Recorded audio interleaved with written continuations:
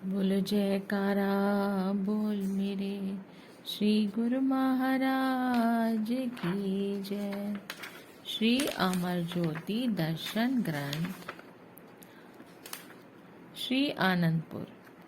श्री सद्गुरुदेव जी महाराज जी श्री आनंदपुर का निर्माण कार्य करवाने के साथ साथ गुरुमुख प्रेमियों की अभिलाषा को पूर्ण करने के लिए कितनी ही परमार्थ यात्रा करते। श्री दर्शन एवं प्रवचनामृत द्वारा मानव जन्म की उपायदा का बोध करवाते हुए पुण्य श्री आनंदपुर लौट आते। जब भी पर्वों से पूर्व श्री आनंदपुर पधारते तो जहाँ जहाँ सेवा कार्य चलते रहते होते, कई बार स्वयं उन डिपार्टमेंट में कृपा फरमाते और कई बार स्थायी निवासी गुरुमुखों को पास बुलाकर श्री दर्शनों का सौभाग्य प्रदान करते।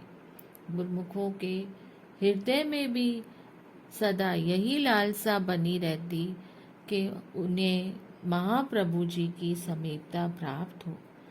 प्रेमी को अपने प्रीतम के सिवाय और कुछ सोचता भी कहाँ है। ठीक जैसे चकोर निरंतर सारी रात चंद्रमा की ओर निहारता रहता है, क्योंकि उसकी चंद्रमा से सघन प्रीत है। चंद्रमा उदय होते ही मानो उसके जीवन का नवजीवन मिल जाता है। जैसे ही प्रेमियों के प्राण भी अपने प्रीतम श्री सद्गुरुदेव महाराज जी में बसते हैं, उनका मन, चित्त, वृत्ति, विचार, सुरती की धारा सदैव प्रीतम के चरण कमलों में जुड़ी रहती है। वे समर्पित भाव से सदा उनके ही चिंतन में निमग्न रहते हैं। जहाँ सेवक के हृदय में अपने स्वामी का विशुद्ध प्रेम पाने के लिए तरफ जागृत होती है, वहाँ फिर भला स्वामी भी सेवक को मिलने के लिए अधीर क्यों न हो। एक बार एक डिपार्टमेंट के कुछ गुरुमुख प्रेमी श्री चरणों में उपस्थित हुए। अंतर्यामी श्री प्रभु जी ने उनके हार्दिक प्रेम को देखते हुए अपनी मनोहर वाणी में ये वचन फरमाए। गुरु भक्ति में विशुद्ध प्रेम ही सर्वोपर है। जो प्रेमी है उसके सब मायावी बंधन स्वतः ही टूट जाते हैं और वह विकारों से रहित हो जाता है। जिसके हृदय में अपने इष्ट देव के प्रति अटूट श्रद्धा और विश्वास है, वही इस अनमोल प्रेम की दात, दिव्य दात को पा सकता है। प्रेमी हर पल अपने प्रीतम की याद में निमग्न रहता है, फिर चाहे उसको प्रीतम की याद में रोना और तड़पना भी पड़ता है। यही वास्तविकता है। परम संत श्री कबीर साहब जी का कथन है, हंस हंस कंत न पाया, जिन पाया तिन रोए, हांसी खेल पिय मिले, तो कौन दुहागिनी होए। अर्थात ईश्वर की प्राप्ति के लिए लौकिक रसों के आनंद से जो अनुभूति होती है, उसका त्याग करना पड़ता है। यदि कोई कहे कि हर्षोल्लास से सब विषय भोगते हुए प्रभु के वियोग की पीड़ा की अग्नि में जले बिना ही ईश्वर की प्राप्ति हो जाए, तो यह असंभव है। फिर तो कोई भी दुर्भाग्यशाली मालिक से दूर न रहता। जिसने भी ईश्वर को पाया है, उसके प्रभु प्रेम में अधीर होकर आंसू बहाए हैं और सांसारिकता का त्याग कर किया है, तभी वे आत्माएं सुहागन बन जाई और उन्होंने मालिक की अथाह प्रसन्नता को पा लिया। प्रेम के बिना प्रभु नहीं मिलते। प्रेम के रंग में रंगे आशिकों को ये 9 निशानियां हैं।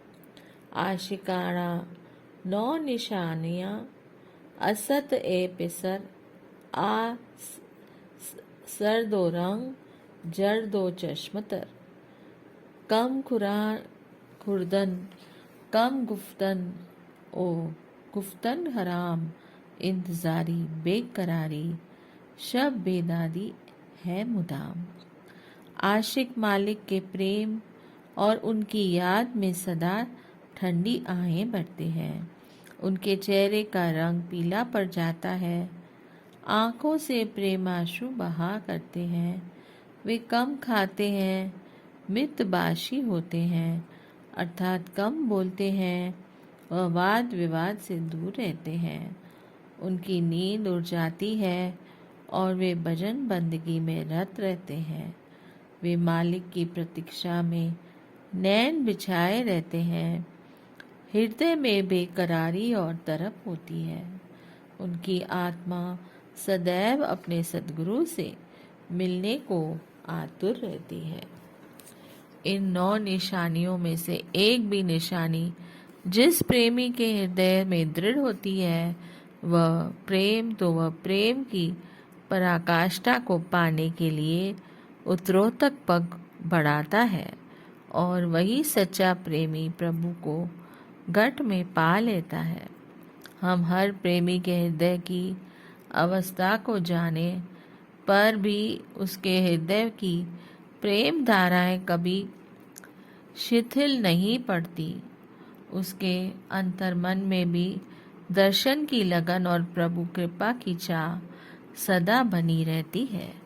आप सब गुरुमुख प्रेमी हैं। हम आप सबके प्रेम और भक्ति पर अति प्रसन्न हैं। प्रेम अवतार, प्रेम के आधार महाप्रभु जी के वरदमय वचनों को श्रवण कर और उनका असीम प्यार पाकर प्रत्येक गुरुमुख का हृदय प्रेम से तरंगित हो उठा। श्वासों में प्रेम की ही धुन और प्रेम की झनकार झंकृत होने लगी। एक नवीन साकार मूर्ति श्री सद्गुरुदेव जी महाराज जी का पावन ध्यान उनके रोम रोम में तन प्राणों में समा गया।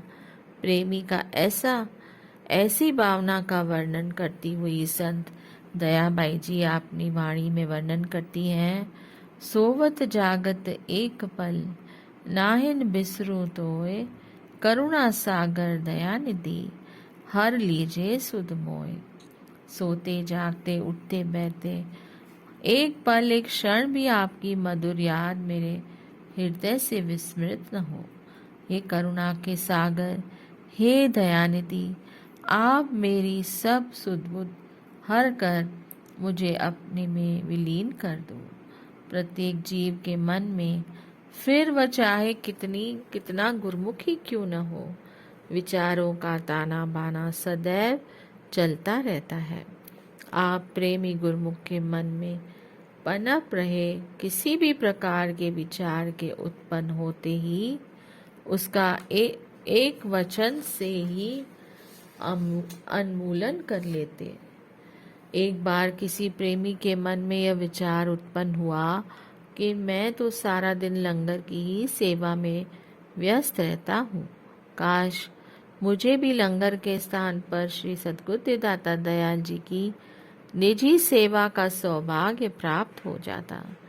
गढ़वासी महाप्रभु जी ने जिसके हृदय की जानते हैं, जैसे ही वह प्रेमी श्री चरणों में उपस्थित हुआ तो आप सहज में ही ये वचन फरमाने लगे। जो गुरुमुख भी श्री दरबार में आज्ञा के अनुसार जहाँ भी सेवा कर रहा है, अगर वह पूरे प्राणपन से उसे निभा रहा है तो समझो कि वह श्री गुरु माँ जी की निजी सेवा ही कर रहा है और उसकी उस सेवा से ही श्री सद्गुरुदेव महाराज जी को हार्दिक प्रसन्नता हो रही है। यहाँ जो भी गुरुमुख आया है वह अपने इष्ट देव की प्रसन्नता और कृपा पाने के लिए ही आया है। जब भक्ति पथ पर अग्रसर हो ही गया है तो अपने आप को भक्ति के रस में पूरा का पूरा डुबो दे और डुबोता ही जाए। उससे क्या होगा? उसे भक्ति का अनमोल रत्न जो मिलेगा ही, बल्कि साक्षात भगवान भी मिल जाएंगे। श्री वचन श्रवण करते ही उसी प्रेमी ने के हृदय में प्रेम की मस्ती का रंग भर गया और वह श्री चरणों में दंडवत प्रणाम कर अपनी सेवा में जी जान से जुट गया। दिव्य सत्संग भवन। श्री सद्गुरुदेव जी महाराज जी ने प्रत्येक क्षेत्र का पुनर्निर्माण करवाने के लिए उन स्थानों को प्रमुखता प्रदान की जहाँ पर बढ़ती हुई दर्शनार्थी संगतें एवं प्रेमी गुरुमुखों को कोई असुविधा न हो। दिव्य सत्संग भवन, जो कि श्री दर्शन और सत्संग के लिए अति आवश्यक था, उसे बढ़ाने के लिए भक्त्यानियों की ओर से कुछ जमीन साथ मिलाई। दूसरी ओर भक्तों की तरफ भी खाली जमीन को बीच में मिला लिया। पीछे की ओर मोती बाग को भी कम करते हुए सत्संग भवन को बढ़ाने की श्री आज्ञा प्रदान की। जब निर्माण कार्य आरंभ होता तो सभी प्रबंधकजन अचंभित रह जाते कि यह कार्य सरल न होने पर भी माँ प्रभु जी की कृपा से सुंदर रूपरेखा में बनकर तैयार हो जाता है। इसे देखते ही ऐसे लगता मानो यह कार्य पहले से ही इस स्थान के लिए नियुक्त था। सभी गुरुमुख प्रेमी हर्षोल्लास के साथ वहाँ पर सेवा में सहयोग देते और श्री सद्गुरुदेव जी महाराज भी भोग प्रसाद खिलाते। ऐसा आभास होता मानो परिवार का मुखिया सभी सदस्यों के बीच में बैठकर प्रसन्नता प्रदान कर रहा हो। आप सेवा की प्रमुखता में श्री वचन फरमाते। ऐसे अवसर को पाकर सेवक जन आत्मिक आनंद की निधि से मालोमाल हो जाते और ऐसे स्वर्ण अवसर पाने के लिए आभारी बनकर विनय सुनाते। श्री सद्गुरुदेव महाराज जी के श्री चरणों में कई गुरुमुख प्रेमी यही विनय करते कि प्रभु, आपकी मनोचितवन के सम्मुख एवं आध्यात्मिक संपदा को पाकर संसार की ओर जाने को मन ही नहीं करता। संसार को भी आपने बनाया और श्री आनंदपुर दरबार में भी आपने ही बुलाया। आप ही हमें यह रोशनी प्रदान करें कि इस फानी दुनिया में अब कैसे विचरण करें। आपने बहुत ही सरल ढंग से समझाते हुए उन्हें श्री वचन फरमाए। सत समृत से राख मन, करिए जगत के काम, जग जीवन यह मंत्र है सदा सुख विश्राम। धन्य है संत महापुरुष, जीवन के विकट माया जाल के बिहर मार्ग को पार करने के लिए छोटी सी युक्ति बतलाकर समाधान कर दिया। इसी दिव्य सत्संग भवन के पीछे की ओर मोती बाग सत्संग भवन का निर्माण भी साथ ही साथ चलता रहा। इन दोनों के बन जाने पर आपने इनका शुभ मुहूर्त किया। वैसाखी के पर्व पर बढ़ती हुई प्रेमी गुरुमुखों और दर्शनार्थी जिज्ञासुओं की भीड़ को देखकर माँ प्रभु जी ने मंद मंद मुस्कुराते हुए प्रबंधकों को फरमाया कि श्री परमहंस दयाल जी की रचना का जितना भी विस्तार होता जा रहा है, उतना ही अधिक उनकी महिमा कई गुना विस्तृत होने के से सब स्थान कम दिखाई देने लगे हैं। उमड़ता हुआ प्रेमी गुरुमुखों का जन समूह जीवन में वास्तविकता सुख को पाकर उल्लास से परिपूर्ण हो रहा है। सर्व संगत को संबोधित करते हुए श्री सद्गुरुदेव महाराज जी ने वचन फरमाए। गुरवाणी में वरना आया है, तजो सियानप सुर जानो, सिमरो हरि हर राय, ए आस हरे मन रखो, नानक दुख बरमो भौ जाए। सत्पुरुष फरमाते हैं कि अपनी चतुराई व अक्लमंदी को छोड़कर एक मालिक की भक्ति एकत्र करो, उससे नेह लगाओ, फिर तुम्हें दुख नहीं रहेगा, भरम और भय भी नहीं रहेगा और तुम हर तरफ से सुरक्षित हो जाओगे। यह सहज और आसान फॉर्मूला है, मगर हर एक इंसान इससे नहीं अपनाता। क्यों? उसे विश्वास नहीं आता। विश्वास कब होगा? जब इंसान नित्य प्रति सत्संग में आएगा, संतों के वचनों पर अमल करेगा। इस तरह उसका निश्चय दृढ़ होता जाएगा। उसे मौत के से बचने वाली मालिक की भक्ति जिंदगी बख्श देगी। यही तो यह रास्ता यह चाहता है कि मुझे जिंदगी मिले, कभी मौत के मुंह में न जाऊं। महापुरुष फरमाते हैं कि तुझे मौत आएगी ही नहीं। क्यों? यह शरीर तो खाक की ढेरी है, खाक हो जाएगा। इसका होना या न होना कोई बड़ी बात नहीं है, मगर जो तुम्हारी आत्मा है वह जन्म मरण के चक्र से मुक्त हो जाएगी। काल कर्म की गम नहीं पहुँचे ब्रह्मांड, दूलन चरण शरण रहो, क्षेम कुशल स्थान। संत कहते हैं कि काल और कर्म का वहाँ कोई जोर नहीं चलता। भरम दुख अंदेशे का इंसान पर कोई दाव नहीं चलता। जीव हर तरह से सुरक्षित हो जाता है। इंसान जब इष्ट देव के चरणों में मालिक की भक्ति और नाम को अपना लेता है और हृदय में अपनी चीज को बसा लेता है, तो समझो उसके दुख दर्द सब समाप्त हो जाते हैं। यह भक्ति का मार्ग और रूहानी पढ़ाई हर एक के दिल में घर नहीं करती। जिसके पिछले पुण्य संस्कार होते हैं, उसी का इस रूहानी भक्ति में मन लगता है। वरन योग ज्ञान ध्यान व जब तप से जिंदगी नहीं संवरती। ये सब साधन उसे यहाँ तक पहुँचाने के लिए हैं, लेकिन भक्ति और नाम की कमाई से ही इंसान अपनी मंजिल मकसूद पर पहुँच कर निर्भय पद को प्राप्त कर सकता है।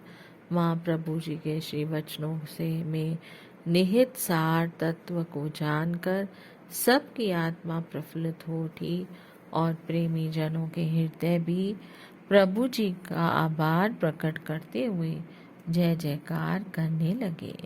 इस दिव्य सत्संग भवन में श्री दर्शन सत्संग एवं भजन कीर्तन के नियम का परिपालन होता है। बोलिए जय कारा बोल मेरे श्री गुरु महाराज की जय। जय सच्चिदानंद।